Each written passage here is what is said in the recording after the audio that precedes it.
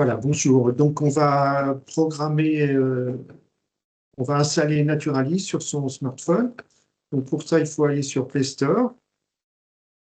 Voilà, c'est le petit rectangle, le petit triangle, pardon. Et dans Play Store, on va aller sur la petite loupe en bas à rechercher. Et dans la fenêtre en haut, on tape Naturalis. Naturalis. Et on fait loupe. Voilà. Et là, on a le pictogramme goutte sur fond jaune, sur un paysage, goutte rouge. Donc moi, comme elle est déjà installée, c'est pas la peine. Mais vous faites télécharger. Et donc, c'est cette icône-là qu'il faut télécharger. Ensuite, vous fermez. Donc moi, je reviens en arrière. Vous arrêtez une fois que c'est téléchargé. Vous pourrez cliquer sur Ouvrir pour ouvrir l'application. Vous allez avoir ensuite une icône qui va apparaître sur votre smartphone. Alors moi, je l'ai rangée. Voilà, vous allez voir votre application qui va apparaître ici. Donc la toute première fois que vous allez cliquer dessus, voilà, il va vous poser des questions, s'inscrire. Et donc dans ce cas-là, il faudra saisir l'adresse électronique que vous utilisez fréquemment. Et il va vous envoyer, vous suivez les instructions, il va vous demander de répondre à un certain nombre de questions, vous dites oui en général, et le Phone Normandie va vous envoyer à votre adresse électronique un mot de passe que vous pourrez changer chez vous après sans problème. Donc ce mot de passe, si vous l'avez oublié après, vous me contactez pour qu'on le réinitialise, vous cliquerez sur « J'ai oublié mon mot de passe ». Mais surtout, ne créez pas 36 adresses électroniques parce qu'après, c'est ingérable. Donc, une fois que vous avez reçu votre mot de passe, vous recliquez sur Naturalist et vous cliquez sur en haut. Alors là, on ne peut pas le voir parce que je suis déjà inscrit, mais sinon, il faudra saisir votre adresse électronique et le mot de passe dans une des fenêtres qui vous sera présentée. Et donc, une fois que ça sera fait, il va vous dire synchronisation en cours. Donc, tout ça, vous dites OK. Et une fois que ce sera synchronisé et installé, vous me laissez faire, hein, vous laissez tourner, vous allez avoir cette page d'accueil.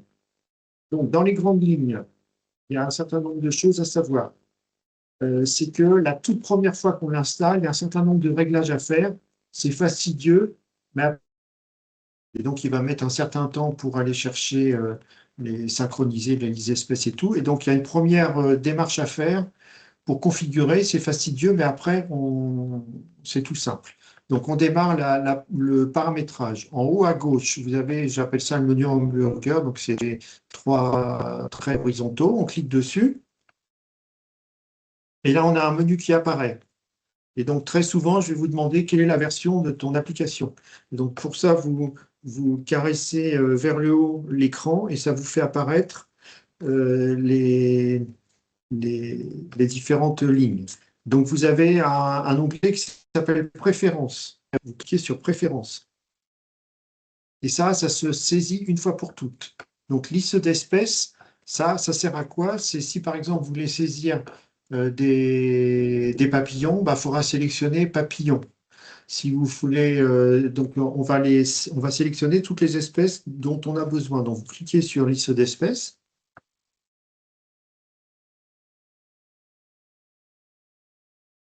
Là, vous faites OK. Et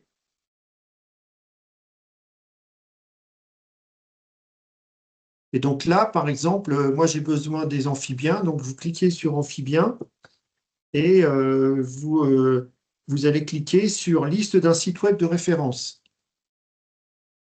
Et là, à chaque fois, il faudra sélectionner faune-france.org. Et vous faites OK. Donc, moi, c'est déjà fait, donc pas la peine. Et vous faites page en arrière par le petit triangle blanc. Et donc, vous mettez Faune France dans tous les groupes d'espèces qui vous intéressent. Les mammifères marins, et ainsi de suite. Les papillons de jour. Donc, à chaque fois, vous cliquez sur Papillons de France. Une fois que c'est fait, vous pourrez donc saisir des données de ces groupes-là. Ensuite, vous cliquez sur le petit triangle blanc. Langue de saisie. Alors, par exemple, pour les insectes, c'est mieux de mettre le nom scientifique.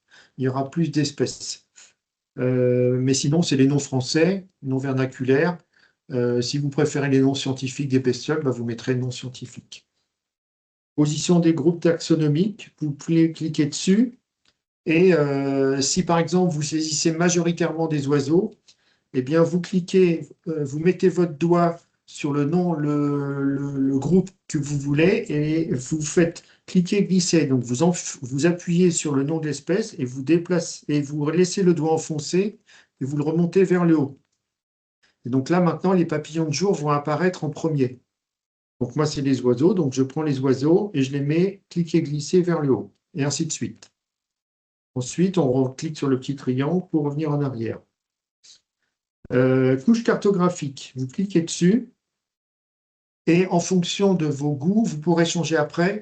Mais dans un premier temps, je vous conseille de mettre IGN plan V2. Je vous expliquerai après pourquoi. Après, vous revenez en arrière par la petite flèche blanche ici. Ensuite, couche hors ligne.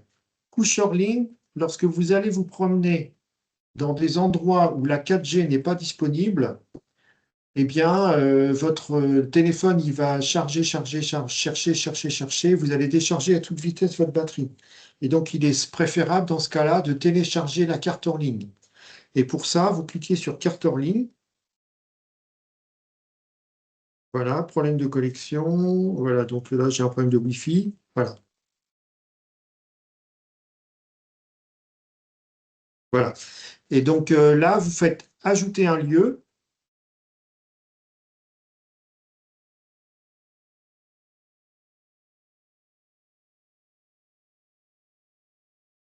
Et là,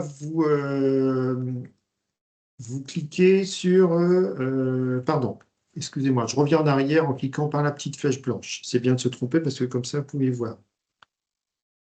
Et donc là, ici, vous avez Hygiène Ortho HR20. Ça, c'est les photos satellites. C'est pas pratique du tout dans ce cas-là. Donc, on clique sur le petit triangle ici et on clique sur Hygiène plan V2. Et ensuite, on fait Ajouter un lieu. Voilà. Et là, on voit le fond carte hygiène, ce qui est beaucoup plus pratique. Donc, vous prenez le pouce et l'index en diagonale, vous les posez sur l'écran et après, vous écartez pour zoomer ou vous mettez votre doigt et vous déplacez la carte comme ça. Et donc, moi, par exemple, j'habite ici et donc, si je veux la commune de La Londe, eh bien, vous cliquez comme ça et vous faites télécharger. Donc, s'il ne veut pas, comme ici c'est grisé, il ne veut pas, c'est parce que le point ici, il est trop loin. Donc vous le décalez un petit peu vers la gauche, et là, du coup, ça vous autorise à le faire. Et là, vous faites télécharger, cliquant ici. Et donc là, il va télécharger la cartographie de toute cette zone-là.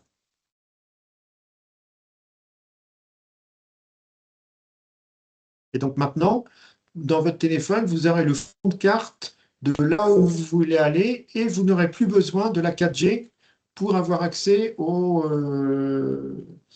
fond de carte, ce qui est bien pratique parce que, donc là je vais faire annuler, parce que sinon ça bouffe de la mémoire lorsqu'il va chercher la 4G, et alors que quand le fond de carte est installé, eh bien on n'utilise que le GPS pour savoir où vous êtes. Donc là, il télécharge, je vous conseille de faire ça quand vous avez un bon débit, hein, donc vous faites avec du Wi-Fi de bon débit. Voilà. Donc là, j'ai quasiment terminé mes fonds de carte.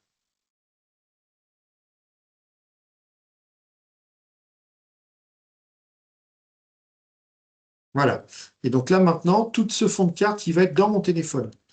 Vous retournez en arrière avec la flèche blanche, encore une fois. Et donc, vous avez carte en ligne, on l'a fait. Utilisation du GPS. Donc là, vous faites en continu, autre activité. Vous revenez en arrière.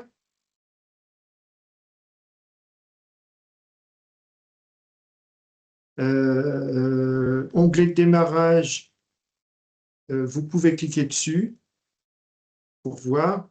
Et là, c'est mes observations envoyées. Je vous expliquerai pourquoi. Vous revenez en arrière. Lisez code Atlas, normalement par défaut, c'est 16, donc ça c'est bien. Masquage automatique, ça c'est le mode parano. Si vous voulez que systématiquement vos données soient cachées, c'est idiot. Enfin, il n'y a que quelques cas où c'est nécessaire, un titre professionnel par exemple, sinon c'est ne pas cacher. Ensuite, mode de sélection par recherche. C'est annulé. Conserver la trace, ça c'est très important. Vous cliquez sur enregistrer la trace. Comme ça, vous n'oublierez pas. Donc ça, vous n'oubliez pas, enregistrer la trace. Donc c'est dans l'onglet conserver la trace. Historique de la suggestion d'espèces. Donc là, vous pouvez mettre 6. Je vous expliquerai après pourquoi. Code Atlas sur la carte, ça c'est bien, vous pouvez le faire. Réglage du clavier, on s'en fiche. Et là, vous avez votre adresse électronique qui vous sert pour la saisie de vos données. Et là, vous avez le numéro de version que je vous demanderai souvent. Vous cliquez sur le petit carré jaune, blanc, pour revenir en arrière. On a fini. Donc ça, c'était casse-pied la première fois, mais après, on est tranquille. Et donc là, maintenant, il y a un certain nombre de boutons. Il y a 5 boutons, il y a 6 boutons principaux. Le premier bouton, c'est le plus avec la goutte rouge. C'est ce qu'on appelle les données ponctuelles. Qu'est-ce que c'est qu'une donnée ponctuelle? Une donnée ponctuelle, c'est une espèce rare ou une espèce peu commune ou une espèce commune pour laquelle on met un code de Atlas, c'est-à-dire nicheur certain. Il rentre et il sort d'un nid, il transporte de la nourriture et autres. Ou alors des effectifs importants, un groupe important de mésanges. Ou alors les premières dates d'arrivée des hirondelles, ou les dernières dates d'arrivée des hirondelles. Tout le reste, ça ne sert pas à grand-chose de donner des données ponctuelles de mésanges ou de rouge-gorge. Par contre, une donnée ponctuelle de rouge-gorge, nicheur certain, c'est important. La première donnée d'hirondelle, c'est important. Par contre, une seule hirondelle sans code Atlas, ça présente peu d'intérêt. Ensuite, vous avez ce qui est très fortement conseillé, c'est les listes détaillées. Donc, c'est la feuille de papier avec la goutte. Et donc ça, c'est lorsque vous engagez à noter tout pendant 5 minutes ou plus.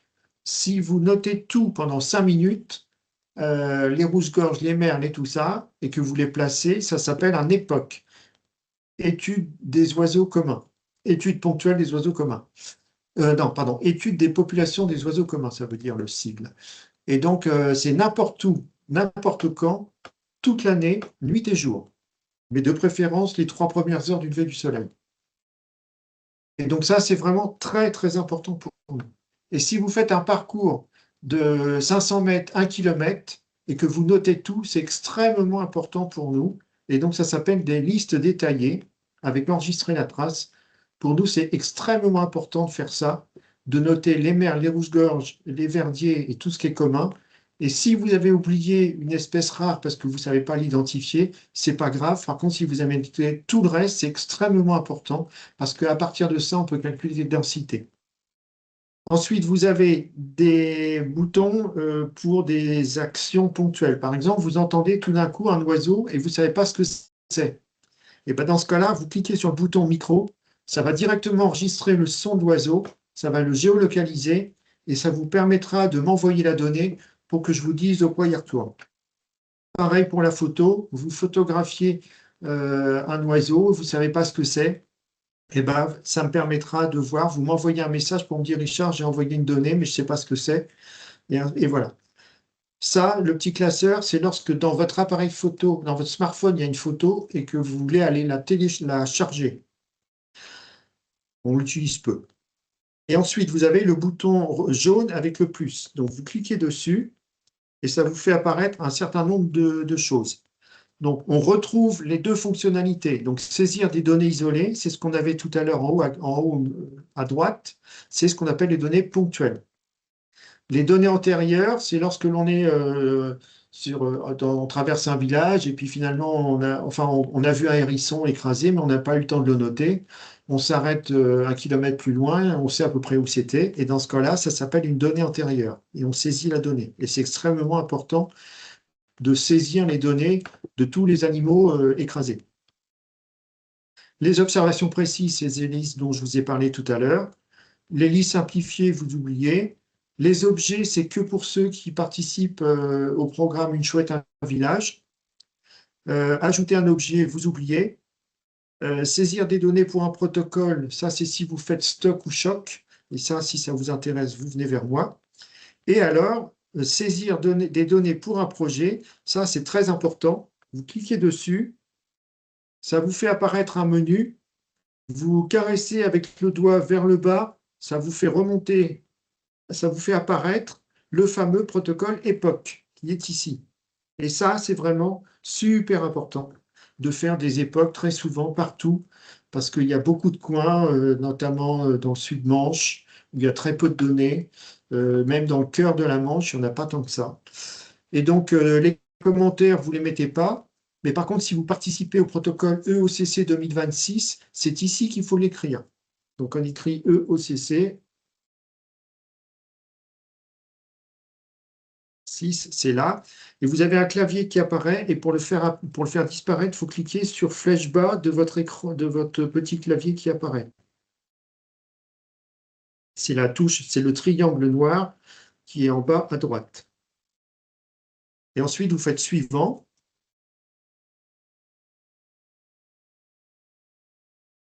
Et là, vous avez les ronds concentriques. Donc, vous posez le pouce et l'index sur l'écran et vous écartez pour zoomer. Alors, le shadok, communément appelé smiley, c'est le petit shadok jaune, là, c'est vous, c'est votre position. S'il n'est pas allumé, c'est que le GPS ne vous a pas trouvé. La goutte rouge, c'est la position de l'oiseau, et vous devez poser l'oiseau à peu près là où il est. Donc, généralement, ils sont assez près, donc vous grossissez, et là, on voit la maison, donc ça, c'est ma maison, et s'il est chez la maison d'en face, ben, vous posez la goutte sur la maison d'en face, vous faites ensuite suivant, et vous tapez la première lettre de chaque mot de l'oiseau. Si c'est Roitelets triple bandeau, par exemple, vous tapez R, espace A, espace T, espace B, et vous voyez Roitelets triple bandeau qui apparaît. Et donc, vous cliquez sur Roitelets triple bandeau. Et là, il y en avait un seul, donc vous claquez sur égal. Et s'il n'y a pas de code Atlas, vous mettez enregistrer. Voilà. Ensuite, il y a un merle qui est posé sur la maison d'en face. Vous faites suivant. Vous tapez MEM espace noir.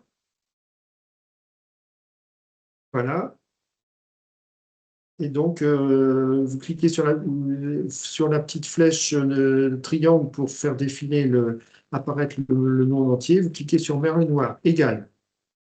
Et là, vous avez des codes Atlas qui apparaissent. Donc, dans ce cas-là, si l'oiseau chante, vous cliquez sur la chanson. S'il ne fait rien, vous faites ça. Si c'est un mâle, vous faites ça. Si c'est une femelle, vous faites ça. Si c'est un couple qui s'accouple. Si l'oiseau il va dans un nid, c'est ce pictogramme. S'il lance un cri d'alarme, c'est ça. S'il transporte de la nourriture ou des branches, c'est ça. S'il y a une famille et des poussins, c'est ça. Si vous savez que le nid il est occupé, vous cliquez là-dessus. Si c'est de la nourriture, ah oui, je me suis trompé, ça c'est de la nourriture et ça c'est des brindilles. Et s'il y a des œufs, vous cliquez sur l'icône. Donc il n'y a pas besoin de savoir lire, il suffit de savoir reconnaître les icônes. Et donc là, par exemple, il transportait des matériaux, donc vous cliquez là-dessus, sur le transport de matériaux, et vous faites enregistrer. S'il y a un autre oiseau, vous cliquez, vous caressez la souris, vous faites suivant, et vous tapez accenteur mouché, par exemple, égal. Et là, pareil, là, par exemple, il chantait, donc vous cliquez sur le pictogramme chant. Et vous avez d'autres possibilités, vous pouvez rajouter un chant si vous voulez, vous pouvez rajouter des remarques. Voilà. Et donc, vous avez le temps qui apparaît ici. Et ici, c'est pour arrêter. Donc, à une époque ou un EOCC, il ne faut pas dépasser 5 minutes. Ça peut être 5 minutes 15, mais vous finissez la saisie en cours, mais vous arrêtez. Et donc, je vous conseille très fortement de vous entraîner avant, 5 minutes, vous le faites pour de faux, vous voyez le nombre d'espèces qu'il y a, et après, vous le faites pour de vrai. Comme ça vous évite de stresser. Donc, vous savez qu'il y a un merle, vous savez qu'il y a une rouge-gorge, un mésange, et ainsi de suite. Et donc, dans ce cas-là, ça vous fait gagner énormément de temps de le faire pour de faux avant, même en vous aidant de merlin avant, mais après, vous le faites pour de vrai sans merlin. Et vous cliquez sur le carré jaune en haut à droite pour arrêter. Et vous faites êtes-vous sûr de terminer? Oui. Et là, si vous avez oublié de mettre EOCC, il est encore temps de l'écrire. Et surtout, vous cliquez sur j'ai signalé toutes les observations. Là, si vous êtes trompé, que ce n'était pas un accenteur mouchier, mais que c'était un merle, vous cliquez sur le nom de l'espèce pour changer. Il faut absolument qu'il y ait le petit carré vert. S'il n'y a pas le carré vert, c'est que vous n'avez pas respecté le protocole, vous êtes trompé. Et là, vous pouvez ou modifier la donnée, ou la supprimer, ou ajouter une espèce si vous n'avez pas eu le temps de la noter ou si vous êtes trompé dans la liste. Donc, modifier la donnée. Et bien là, par exemple, c'était pas un merle, mais c'était un rouge-gorge. Vous cliquez sur espèce et vous tapez rouge-gorge. R-O-U-G-E, gorge familier, et vous faites enregistrer. Et donc là, pour l'instant, les données sont dans votre smartphone. Et pour qu'elles apparaissent en faune Normandie, il faut cliquer sur 3 observations synchronisées. Et donc, du coup, ça va vider votre smartphone, il n'y aura plus rien, et ça va apparaître au bout de quelques minutes ou une heure sur Faune Normandie. Donc, vous cliquez là, et normalement, à chaque fois que vous commencez un travail, la page doit être noire. Si elle n'est pas noire, c'est qu'il y a un problème. Des fois, vous allez avoir un carré blanc ici, c'est parce que vous avez entamé une liste sans la fermer correctement. Donc ça, on le verra une autre fois, mais pour l'instant, on en reste là. Donc là, je ne synchronise pas. Et donc là, vous avez fini votre époque, mais si vous avez fait une liste pendant une heure, c'est le même pictogramme, c'est ça aussi. Et donc, vous l'arrêtez au bout d'une heure, vous aurez un certain nombre d'espèces. Et là, si vous avez oublié une espèce, et ben vous cliquez sur l'espèce à peu près au moment où elle a été vue, mais c'est pas très grave. Si par exemple c'était en début, ben, vous le mettez là. Et là, vous faites ajouter une espèce à l'observation. Et donc, l'heure choisie, ben là, vous la modifiez si vous voulez, vous faites enregistrer, vous la placez avec votre doigt, vous faites suivant, et par exemple, c'était une aigrette garzette, il y en avait une, et vous faites enregistrer. Et vous faites, une fois que c'est fait, vous cliquez sur la croix en haut à gauche. Et là, j'ai bien rajouté mon aigrette garzette. OK? Et donc, tout le petit carré jaune, ça veut dire que c'est une seule liste complète. Et c'est ça qui est très, très important pour nous. C'est plus important pour nous d'avoir des listes complètes, même si vous avez oublié une grande rareté, parce que la grande rareté, on s'en fiche un petit peu. De toute façon, il y a plein de gens qui les voient. Et par contre, les rouges-gorges, les merles, au fin fond de la Manche, on en a besoin. Et donc, voilà, je vous remercie de votre attention. N'hésitez pas à me contacter pour des compléments d'explication.